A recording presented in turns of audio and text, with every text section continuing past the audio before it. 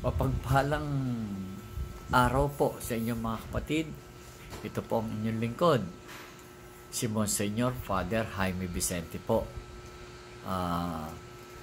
Tuloy-tuloy po ang topic natin about po sa mga natatatakan ng 666.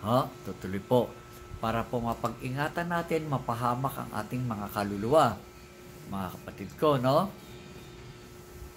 Mahalagahin natin, no?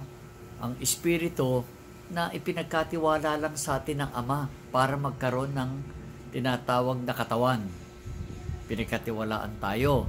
Kaya po yung nabuo po ito na tinatawag na yung soul and body and soul, yung kaluluwa po na pinahiram ng katawan. Kaya ang tawag po rito sa katawang ito ay kaluluwang buhay. Yung po yung tinatawag na nilikha ng Diyos. Tayo po, ha? Kaya mga kapatid, pag-ingatan po natin kasi po ang layunin ng Diyos, amang makapangyarihan sa lahat, magamit niya tayo, kaya niya tayo ginawa. Ha? Kaya pag-iingatan po natin. Kasi dumating na ang panahon na sinabi na nga po ng ating Panginoon, darating ang panahon, kapangyarihan sa kapangyarihan, hahanapin ng tao yan. No? Yung ang tao po magiging ganid, magiging siloso, magiging kumbaga sa mga mapagsamantala, yung tinatawag na traidor. Marami pong ganyan na lalabas. Kaya tinatawag dito na ingatan po natin, napakarami po na tinatawag na bulaan propeta. Kaya hindi po lahat na tumatawag sa Diyos, hindi lahat na nagsasalita nasa Diyos siya, no? Makikita nyo ang gawa. Sa gawa po, sa ginagawa po, yung po ang bunga ng katotohanan. Doon nyo makikita sa ginagawa, kaya mga kapatid. At saka kasi po yung mga salita, yung mga ano lang po yan, nagsasalita ng mga bagay na kung ano-ano, tapos yung ginagawa po, hindi naman ayon sa kalooban ng Ama, hindi po maganda yon. Kaya iingat po tayong lahat mga kapatid, kasi po, panahon na para tatak. Yung natatatakan sa kaisipan ng tao, yung tinatawag na 666. Okay, bigyan ko kayo ng background about 666. Ang 666 po, kaya po sinabi nito, isa mark of Cain, parang tatak po ni Cain, na si Cain kasi inggitero. Lahat po ng inggitero, nakakapatay po yan. Kaya pinatay niya yung kapatid niya, Kita niyo, kapatid. Kapatid sa kapatid. Lalo ba kung kaibigan ka lang, di ba? O kilala ka lang, talagang tetraidorin ka. Kaya po, yan po yung mark na tinatawag na 666. Meron po nagsasabi, yung 666 daw, isa part po ng numbers yan. Dami po ng tao. No? Meron naman po na sinasabi nila, ito raw po ay demonyo, evil one. No? Pero ang katotohanan po,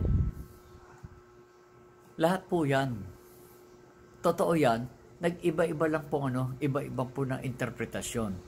Pero ang pinakamagandang interpretasyon po sa 666, yung tinatawag na kasamaan o kasalanan. Tandaan nyo kaya po tayong lahat, iiwas tayo magkasala. Iiwas tayo makagawa ng masama. Lalo-lalo na po maraming aral ngayon.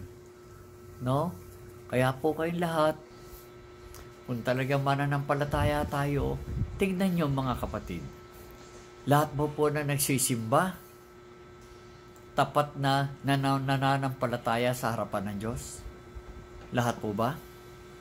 Lahat ba na nasa loob ng simbahan, tapat? Madalas din po ako magsimba. Tingnan niyo po. Pag nagsimba kayo, pag parating na po yung pagbibigay po ng pagbibindisyon, no? Ng banal na katawan ng ating Panginoon Hesus, banal na dugo para ipagkaloob sa atin. Di ba nagsasalita po ang lay minister na magsiluhod kayo? Lumuhod ka. Tumingin ka mula harap, gilid at likod mo. Nakaluhod ba lahat? Wala po. Di ba?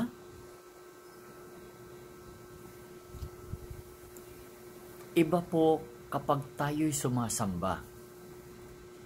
No? Kapag sinabi kang lumuhod, pag lumuhod ka sa harapan ng Diyos, alam niyo po yung kawalan na sinasabi? Kawalan? Katulad po, space. Kawalan ng tao dyan. Nakikita mo ba yan? Space na yan? No? The divine spiritual power of God. Kapag lumuhod ka, nasa harapan mo. Ang banal na presensya ng Diyos. Nasa harapan niya po yan. Kala niyo hindi niyo nakikita? Pero kapag tumatak sa inyong isip na nakaluhod ka sa harapan ng Diyos, harapan ka ng Diyos nakaluhod. Totoo po yun. Dahil ang Ama, no, ay nasa lahat. Kaya kung nasa isip mo siya at lumuhod ka sa kanyang harapan, totoo, nasa kanyang harapan ka nakaluhod. Kasi po, hindi naman po ito pangkalahatan. Mga kapatid, individual po. Hindi lahat tayo ay pare-parehas ng isip. Iba-iba po. Pero ang tinitignan ng Ama, yung bawat kalagayan ng isang taong sumasamba sa Kanya. Yan po talaga tunay, ha? Pero ngayon, mga kapatid, kaya ako nag-a-advise sa inyo, ang lahat po ng tao ngayon, sa panahon ngayon na lumalabas na yung karamihan sa 666, kailangan natin may mga pananggalang tayo. May mga pananggalang tayo laban sa mga masasamang espiritu. Kasi po, kapag wala kayong pananggalang, madali kayong, kumbaga salita madarang, o kaya madali kayong mahila ng salita. Lalo-lalo na po yung panukso ng demonyo. No? May mga offer sila. Mas minamahalaga nila yung kumita sila na nakapanloko. Diba? Subukan niyo po yung ino-offer ko sa inyong protection po. I guarantee, no? It will change your life. Huwag niyo isipin niyo, ano ba yan? Magkano ba yan? Huwag niyo isipin po yun. Isipin niyo yung kalagayan ng inyong mga espiritu. Mararamdaman nyo. Ganun pala. Talaga po, meron talagang gamit na sagrado. Ganun po yun. Tinatawag na sacramental tools. Meron po talaga, no? Yung armor of God. Meron talaga po tayo. Yung armor of God po, dalawang klase po yan. Dalawang klase. Spiritual and physical. Kasi po, may paliwanag na ang espada raw ay salita ng Diyos. Diba? Ang ano daw, yun daw shield, yun daw pananampalataya sa Diyos. Totoo po yun. Hindi po tayo kumukontra doon. Kasi salita po ng Ama yan eh. Pero sa spiritual po, ganun. Pero meron pong physical eh.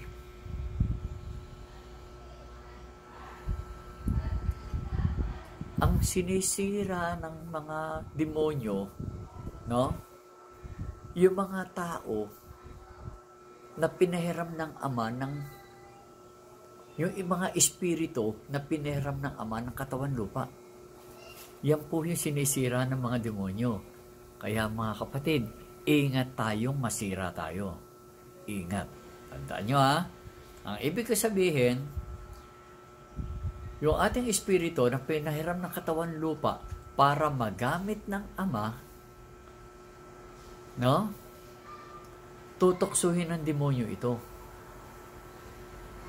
para mabaliktad. Yung nilikha ng Ama para magamit niya, tutuksuhin ng demonyo para yung nilikha ng Ama, yun ang gumamit sa lumikha kay Ama. Kaya marami po ngayon ginagamit ang Ama para lang makapanloko ng kapwa. Tandaan niyo yan, ginagamit ang Ama. Tandaan niyo, magpakailan pa man, ang tunay na naglilingkod sa Ama, hindi traidor. Tandaan niyo ha, ang tunay na naglilingkod sa Ama, hindi nangungopya.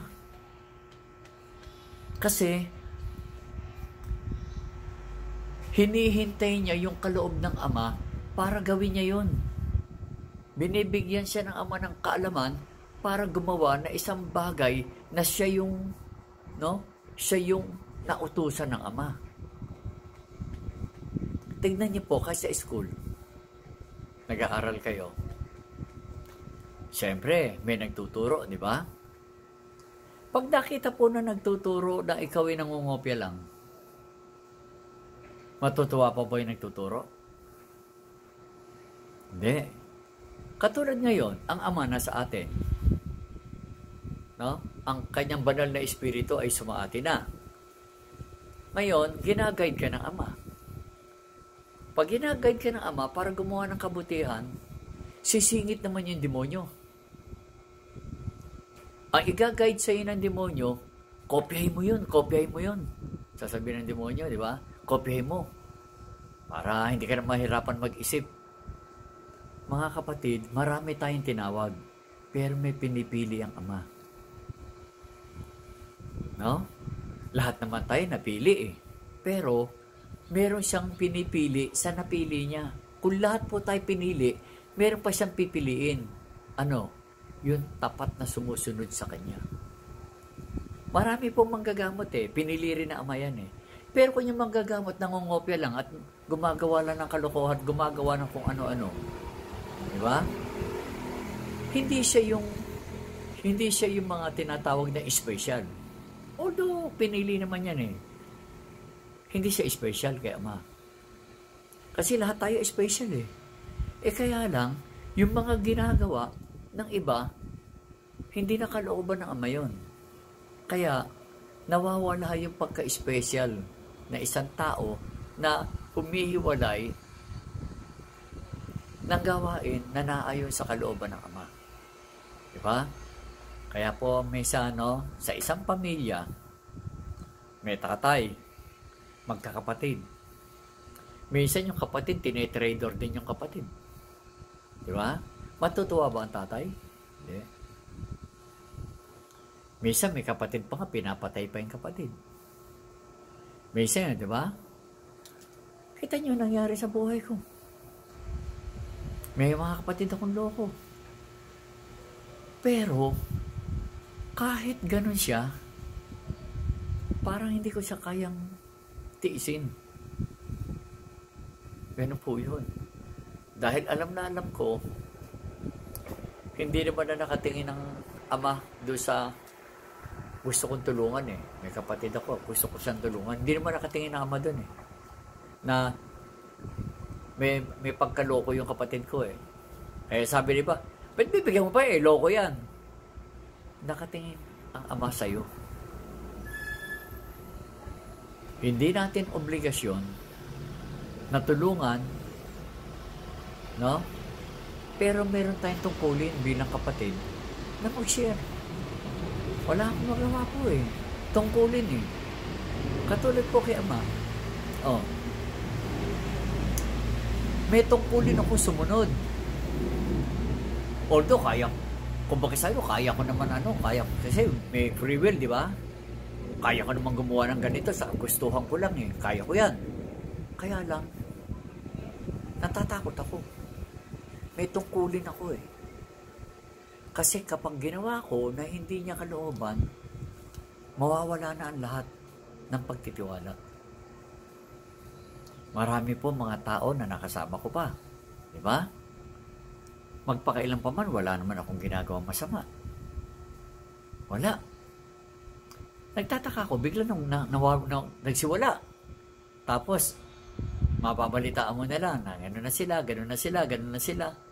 wala po kayong problema kahit magkaganong-ganong kayo. Kaya lang, ang isang malaking problema, huwag na kayong maninira. Kasi po, wala naman kayong sisirain eh. Wala. Kung sasabihin nyo lang, kasi nagbebenta po yan, mahal eh. Sa pagbebenta po, huwag nyo isipin yun. Kasi nagbebenta rin kayo eh. Diba? Huwag nyo sabihin mas malakas sa inyo, mas mahina yun. Yung sa aking ginagawa po, mga kapatid, utos po ng Diyos Ama ito para sa inyo. Kaya lahat po ng gamit, napakalakas po ng kapangyarihan. Pag sinasabi na iba, wala yan, mas malakas tong atin. Sige, hayaan mo na yan, wala na yan. Mas malakas yung atin. Okay lang po. Marami po nagsasabing ganyan. Basta ang sabi ko, mas malakas yung pinapagawa ng Ama. Hindi akin yun. Inutosan ako ng Ama para gumawa, ang Ama rin po. Ang siyang nagbe-bless ng mga gamit na pinagawa niya sa akin. Kung sinasabi niyong wala, hindi malakas yun sa akin, wala naman ako akin eh. Wala po akong akin. Lahat po na ginagawa ko ng mga protection, utos po ng Ama ito. Ano? Kaya po yung mga kaalaman na isineshare ko po sa tao, utos din po ng Ama. Anak, ituro mo na sa iyong mga kapatid ang kaalaman na pinagkatiwala ko sa iyo. Itinuturo ko po. Wala pong bayad. Libre po yun. Di ba? Pero yung mga gamit na pinapagawa ng Ama sa akin, binibili po natin eh. No? Binibili po natin. Kinukonsagrahan po ng Ama yan sa mga devotion, kung paano natin yan gagawa po ng mga ritual prayer, offering prayer para po kay God, para po magkaroon ng sagrado na kalakasan ng mga gamit. No? Ngayon, halimbawa po nabili mo ng ganito, tapos naibenta mo ng medyo mataas o mataas, wala pong problema doon, mga kapatid. Basta sigurado ako na yung makukuha nyo, garantisado. Napakalakas po. Bakit? Kasi po galing yan sa kalooban ng Ama. Huwag natin pag-usapan ng pera. Hindi naman kayo pinipilit. Di po ba, mga kapatid? Pinagpipilitan ko ba sa tao ito? Hindi. Pero lahat naman tao nakatanggap na bago buhay. Lahat ng tao po nagkaroon ng mga problema, no? Halos nang kaubos-ubos ng pera, no, nagkaroon sila ng gamit, naka-recover. Ganun po yun. Kaya mga kapatid, mapalad po. Ang naniniwala. Kaya ko yung mga tao pong sisirain ang mga reputasyon. Huwag kayo maniwala dyan. Eto, mas malakas to. Sige po. Kasi galing po sa inyo yan eh. Yan ang isip nyo, malakas. Pero yung galing sa Diyos na minamaliit nyo, sinasabi nyo walang kwenta, mahina yan. Huwag nyo sabihin sa akin galing. Sa Diyos po galing.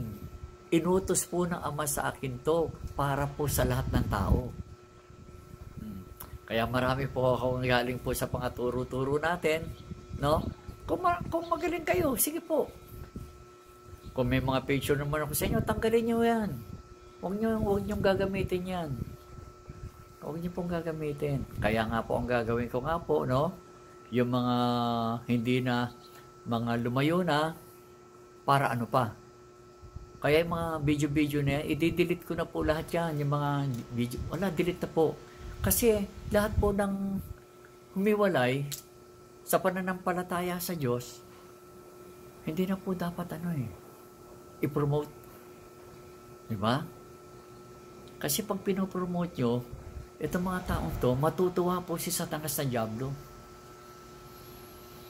Para sa Ama po, yung mga taong humiwalay sa Kanya, hindi po nalulungkot ang Ama.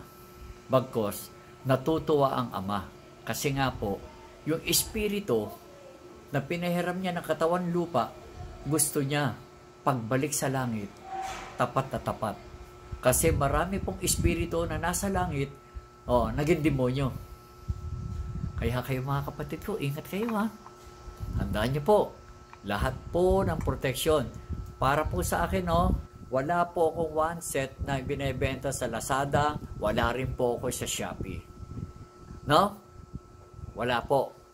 Kasi po, isang ano lang po ito, paalala lang. Kasi po, wala naman akong pakialam dun eh. Kasi kanila po yun. No? Hindi ko po hindi ko sinasabing walang power. May power naman po yun. May power yun. Kaya lang kanila yun. Hindi ko pwedeng wala akong comment doon. Kaya lang po nagsasalita ako kasi may nagtatanong, Father, meron ka ba sa Lazada? Meron ka ba sa Shopee? Wala po. Direkta po sa akin. Ngayon po, kung sakali may kukunin kayo sa iba, sa yung mga ibang followers, no, na mga tapat, tawag kayo sa akin. Father, ito pa kay iyo ba to? Yun. Kaya ngayon po, talagang inaano na ama sa akin na talagang sasalain na po. Ngayon may 666 na lumalabas, marami na pong natukso nang dahil sa pera. Ingat po tayo.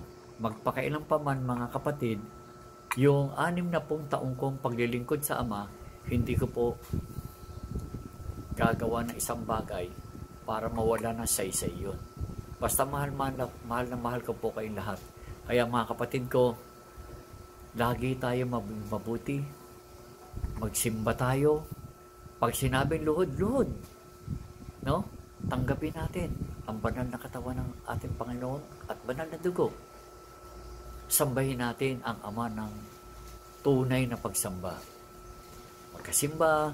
Ngayon, after this po, merong part 2 to para itutuloy-tuloy ko paano kayo matuturuan ng paggagamot po at pagpapalayas ng masamang espiritu. So ito po yung part 1, no?